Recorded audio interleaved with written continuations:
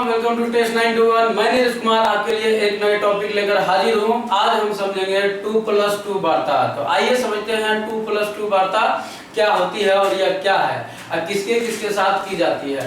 दोस्तों, ये 2+2 वार्ता क्वाड देशों के साथ की जाती है और यह क्वाड देशों में 2+2 वार्ता अमेरिका के साथ अभी हाल ही में हुई है।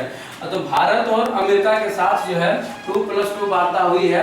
इसमें जो है भारत के विदेश मंत्री और रक्षा मंत्री, विदेश मंत्री जो है एस जयशंकर प्रसाद जी और रक्षा मंत्री जो है राजनाथ सिंह शामिल हुए हैं। और अमेरिका की तरफ से रक्षा मंत्री विल क्लिंटन और सचिव सेक्रेटरीट ऑफ डिफेंस जो है शामिल हुए हैं और दोनों के बीच जो है 2+2 वार्ता हुई है, यानी कि 2 सदस्य इधर से और 2 सदस्य इधर, यानी कि दोनों तरफ से दो यानी कि सदस्य भाग लेते हैं, जिसे इसे 2+2 वार्ता कहा जाता है। और यह जो है वाशिंगटन में यह जो है वार्ता जो है पूरी हुई है।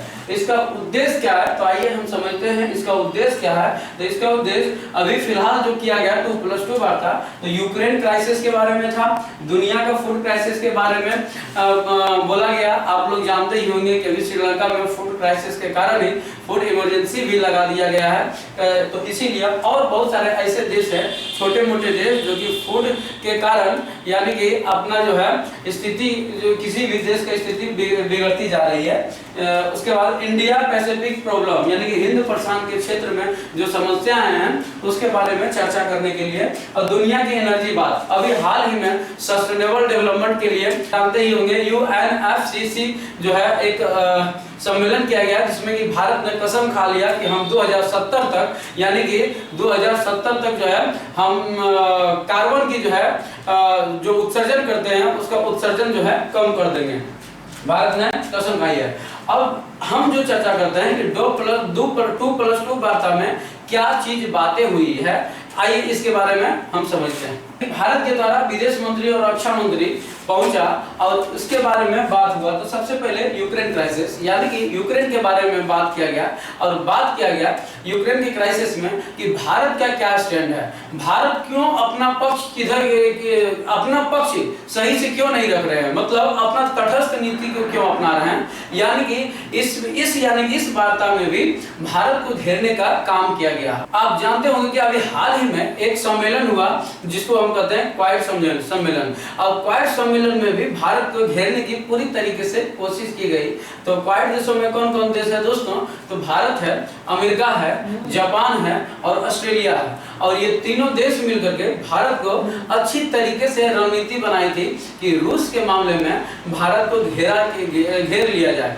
तो इसमें भी यानी कि इस क्वाड सम्मेलन में भी भारत ने उन तीनों को पीछे छोड़ते हुए और इस मामले में आगे निकल गए, यानी कि क्वाड सम्मेलन में भी भारत को घेर नहीं पाए। तो अमेरिका ने सोचा क्यों ना कोई दूसरा वार्ता की जाए और इसी बीच 2+2 वार्ता की जाती है, भारत की घेरने की कोशिश की जाती है। आप जानते होंगे कि रूस पर जो इतनी सारी जो प्रॉब्लम, यानी कि ये युद्ध जो चल रही है, तो कहीं ना कहीं पश्चिमी देश भी इसमें सम्मिलित है, यानी कि पश्चिमी देश के कारण ही ये युद्ध उत्पन्न हुआ है। अमेरिका को चढ़ावे बढ़ावे यूक्रेन को करने के कारण ये भी हो सकता है कि यूक्रेन इसके चढ़ावे में आकर रूस पर हमला किया गया और ये दोनों जो है ये दोनों आपस में लड़ रहे हैं।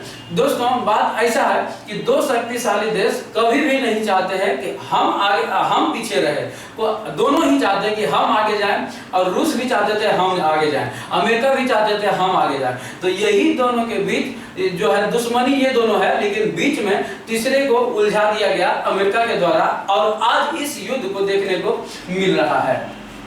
दोस्तों, यूक्रेन क्राइसिस पर जैसे ही भारत को घेरने की कोशिश की गई, इसमें यह सवाल भी पूछा गया कि भारत रूस से तेल को क्यों खरीदारी किया जा रहा है, जबकि पूरा दुनिया इसको विरोध किया जा रहा है। और तो भारत में इस पर प्रतिक्रिया देते हुए रूस को बोला हम जितनी तेलों को परचेज करते हैं रूस के साथ, वह टोटल हमारा जरूरत का 2% है, और यह 2% हम अपने टोटल 1 महीने चलाते हैं।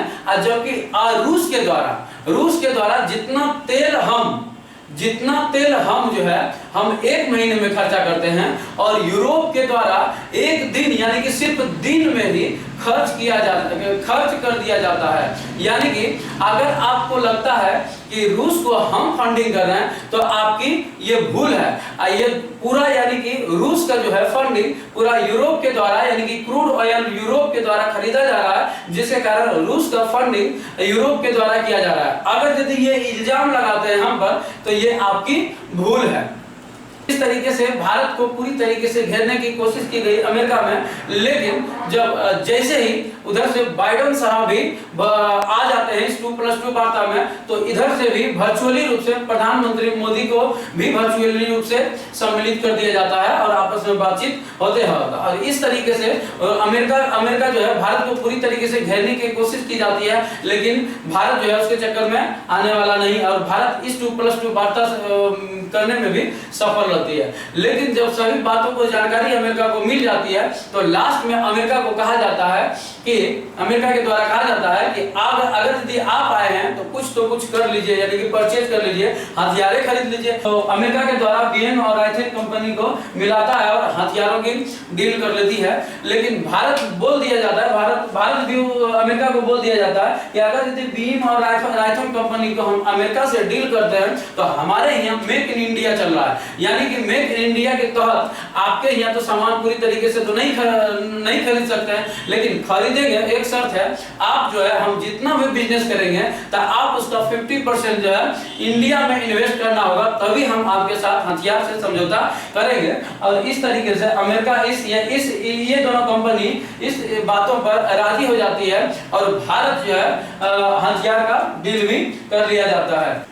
वहां के पत्रकारों द्वारा कहा जाता है कि अमेरिका से कहा जाता है कि भारत S-400 मिसाइल रूस के द्वारा खरीदा जा रहा है, तो क्यों ना भारत को इस बातों को लेकर प्रतिबंध लगाया जाए। तो भारत के जो मंत्री होते हैं उन्होंने पत्रकार को जवाब में देते हुए कहा है कि हम इसके साथ कार्सा एक्ट नहीं लगा सकते हैं, यानी कि व्यापारों पर प्रतिबंध नहीं लगा सकते हैं। कारण यह है कि भारत एक ऐसे देश है जो एक बार मुसीबत में कोई देश साथ दे देता है तो कयामत तक उसका साथ को नहीं छोड़ता है, यानी कि रूस और भारत की पुरानी दोस्ती है। अगर यदि उस पर हम कार्सा एक्ट लगा भी देते हैं तो भी भारत का कोई प्रभाव यानी फर्क पड़ने वाला नहीं है। इसीलिए कार्सा एक्ट अमेरिका के द्वारा न लगाते हुए भारत स्वतंत्र रूप से 2+2 वार्ता करने में सफल होती है। और ठीक इसी तरीके से हथियार को भी डील कर लिया जाता है बोइंग नामक कंपनी और राइथन नामक कंपनी के तहत। और भारत को जो है ये दोनों कंपनी जब हथियार खरीदेगी तो 50% का जो इन्वेस्ट यहाँ पर करेगा उससे यहाँ के लोगों को रोजगार भी मिलेगा और यहाँ का जो है अपना हथियार भी उत्पादन होने में सहायक मिलेगा और उसका जो है कल पुर्जे भी यहीं पर बनेंगे, तो अमेरिका जाने की कोई आवश्यकता नहीं होगी। तो इस तरीके से 2+2 वार्ता संपन्न हुई। उम्मीद करते हैं ये वीडियो आप लोग को पसंद आया होगा और समझ में आया होगा। तो मिलते हैं नेक्स्ट वीडियो में। थैंक यू, धन्यवाद।